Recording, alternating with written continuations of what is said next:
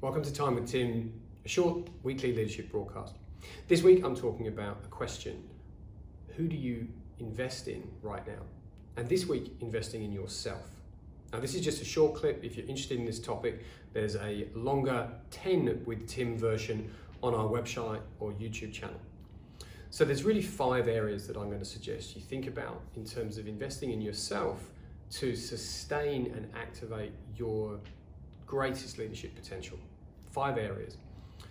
And this really is topical, it's based on right now and the particular circumstances that most leadership is influenced by and leaders are enduring. So what are these 5 areas? So I'm going to suggest you start by de-stressing. And that is a combination of identifying the sources of your stress and then remediating them. That's a complex topic, one I'll go into in a little bit more detail and that we can go into in a lot of detail and explore with you if it's relevant. The second one is restoring energy. Now that varies individually, it's another complex topic. It's really going to be a combination of movement, nutrition, shifting cognitive modes so you don't overextend and exhaust one, but also resting and down-regulating, which brings us to what for me has always been the most important one and is for many people that I work with, which is sleep.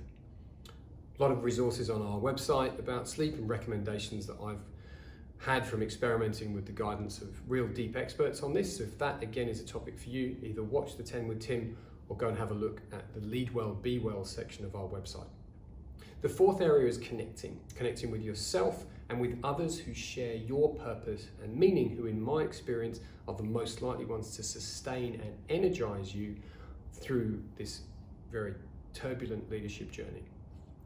And the final one is a practical, actionable exercise, one that comes from Dr. Adam Fraser, who, if you don't know his work, is a high performance researcher, a human performance researcher, and someone that we spoke with recently on Better World Leaders. And Adam has this particular practice, which is to reflect, pause, and reset. And just in brief, reflect is on good outcomes that you've experienced today.